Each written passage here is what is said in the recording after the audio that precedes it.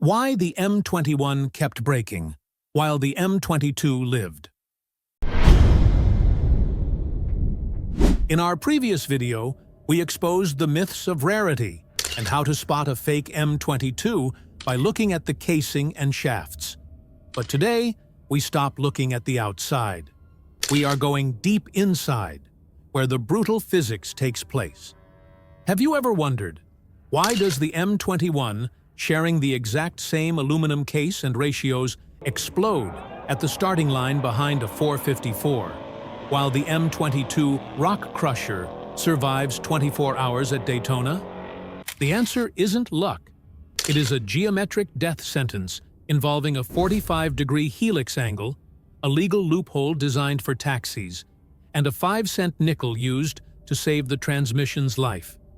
This is the forensic file on how Zora Arkus-Duntov used noise to cheat physics, and why your M21 might be dying right now without you even knowing it. If you want to save your big block project from catastrophe, hit like, share, and let's open the file. To understand the M22, you first have to understand the handcuffs Zora Arkus-Duntov was wearing. In 1963, the Automobile Manufacturers Association (AMA) slammed the door on factory-backed racing. The official corporate line from GM was clear. They absolutely prohibited racing. But Zora, obsessed with destroying the Shelby Cobra, wasn't about to let a corporate memo stop physics. He arrived at Nassau in December 1963 with his secret weapon, the Grand Sport Corvettes. These were 1,800-pound featherweights carrying experimental 377 cubic-inch aluminum engines. On paper, they were Cobra killers. On the track, they were glass cannons. The weak link wasn't the engine, it was the transmission. The standard Borg-Warner T10 units and early Muncie M20 units were disintegrating. We aren't talking about worn synchronizers. We are talking about catastrophic case failure. When the drivers dumped the clutch at 6,000 RPM, the aluminum housings designed for the polite driving habits of an Impala owner twisted. The standard 7/8-inch countershaft pin would literally rip through the front of the case. Zora realized that the 45-degree helical gears inside the M21 were generating an axial thrust load that the casing simply couldn't contain. The engineering solution was simple. They needed to straighten the gears to reduce the thrust. The political solution was dangerous. Zora couldn't order a race transmission. So, he ordered a heavy-duty truck part. On April 15, 1965, production began on a batch of 57 experimental units. These were the first M22 units, often called the Ghost Muncies. But here is a detail that never showed up in the brochures. To fit the new, stronger gears, engineers had to bore the countershaft hole out to 1 inch, replacing the weak 7/8-inch pin. However, if you look at the surviving casings from this specific 1965 batch, you will notice something unsettling. The casting numbers aren't there. They didn't just forget them. Factory workers were instructed to physically router the numbers off the aluminum case. This went beyond manufacturing. It was evidence tampering. GM management couldn't trace what didn't officially exist. To understand why the M21 failed, we have to stop looking at it as a piece of high-performance hardware. In reality, the M21 was designed for a Chevrolet Impala. Its priority was not survival, it was silence. To achieve this, GM engineers cut the gear teeth at a steep 45-degree angle. This allowed the teeth to slide over each other gently, making the transmission whisper quiet for a Sunday drive. But when you apply race-level torque to that geometry, you wake up an invisible enemy called axial thrust. Here is the brutal physics that the brochures never mentioned. The vector rule is simple. The steeper the angle, the stronger the side thrust. At 45 degrees, the math is terrifying. The tangent of 45 is 1. This means for every single pound of force turning the wheels, the transmission generates an equal pound of force trying to spear the shafts through the ends of the casing. Under a 4,000-pound launch load, your transmission essentially becomes a hydraulic vise, actively trying to tear its own aluminum skin apart from the inside out. Zora Arkus Duntov knew he couldn't change the aluminum material, so he decided to change the math. For the M22, he forced the engineering team to slash the helix angle down to 22 degrees. This wasn't just a tweak, it was a geometric rescue mission. By straightening the gears, the M22 converted that case-splitting axial thrust into manageable radial load. Instead of pushing the shafts out the ends, the force was now directed up and down into the strongest parts of the case walls. The destructive force didn't just drop, it plummeted by 60%. But physics always demands a payment. When you remove the steep angle, the gears no longer slide silently. They collide. That collision creates a mechanical frequency that resonates through the shifter and into the driver's bones. That is the Rock Crusher whine. It isn't a defect. It is the audible receipt for a transmission that refused to die. The M21 does not explode instantly. It dies a slow, agonizing death that leaves behind specific forensic evidence. To understand this pathology, we must look at the material itself. The Muncie casing is cast from 356 T6 aluminum. While lightweight, this alloy possesses a relatively low modulus of elasticity compared to cast iron. When the 45-degree gears generate that massive axial thrust we discussed, the case actually stretches lengthwise. It breathes. This elasticity triggers a phenomenon mechanics call countershaft walk. The countershaft is a hardened steel bar, but it is housed inside soft aluminum. As the case stretches and contracts under the violence of a drag launch, that steel shaft begins to walk back and forth.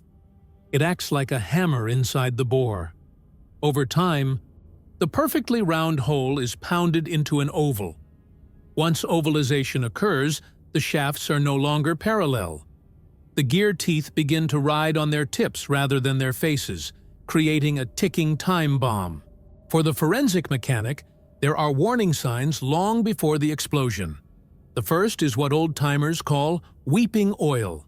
You need to inspect the front face of the gearbox, specifically around the countershaft pin. If you see a halo of oil staining the aluminum, the bore has already stretched enough to break the fluid seal. The second clue is a phantom shifting problem.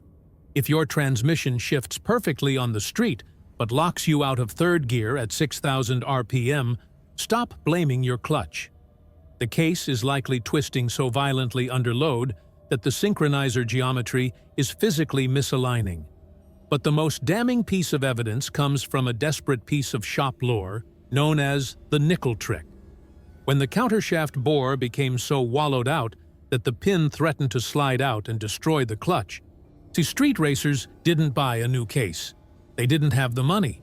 Instead, they took a standard US 5-cent nickel and JB welded it over the hole on the front of the case to physically block the pin from escaping.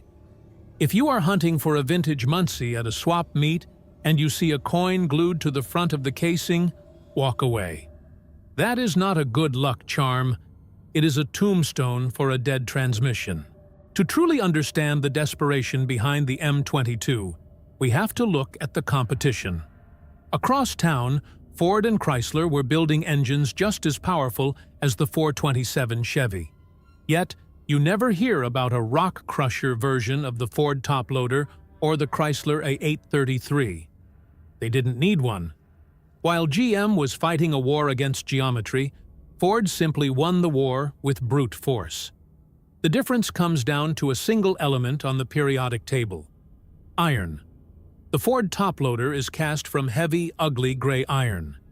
In terms of physics, iron is superior. It is 2.5 times stiffer than aluminum. It does not stretch. It does not breathe.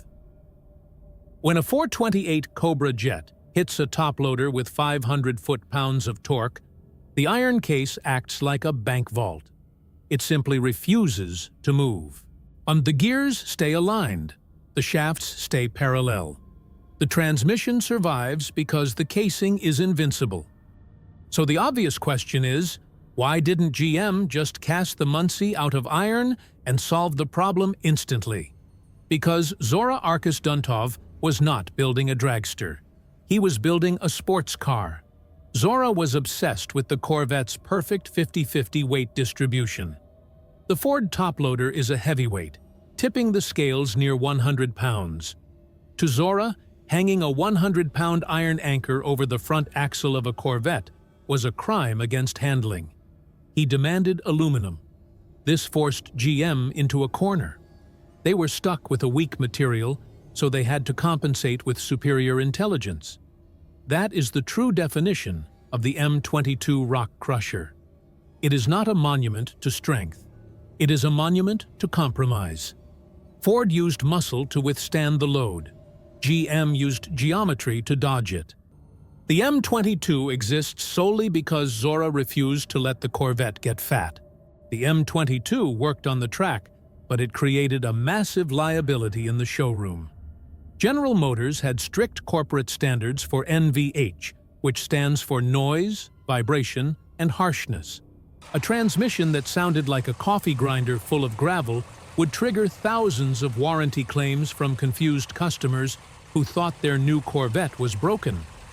To sell this racing hardware without getting sued, Zora Arkus Duntov had to pull off a brilliant legal heist.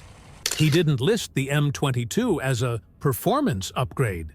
He listed it under a boring industrial code known simply as heavy duty. In the corporate dictionary of GM, heavy duty was not a badge of honor for sports cars. It was a classification reserved for police cruisers, dump trucks, and taxi fleets. And these were the only vehicles legally exempt from strict passenger car noise restrictions.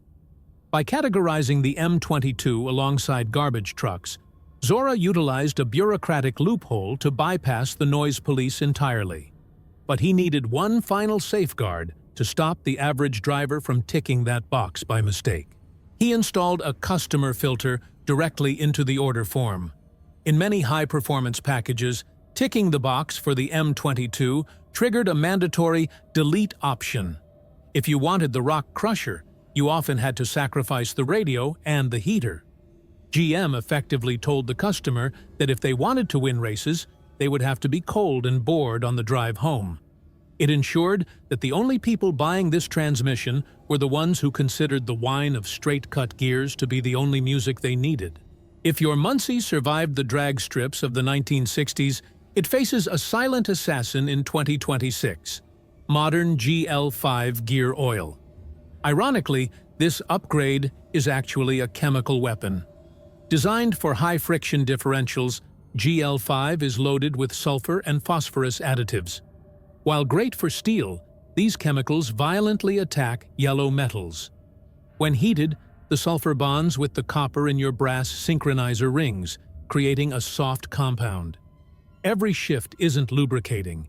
It is stripping away a microscopic layer of metal, slowly dissolving your synchros into the oil. The result is a transmission grinding itself to death from the inside out. To save history, ignore the modern high-performance label. Use only GL4 rated fluid, or oil specifically marked yellow metal safe.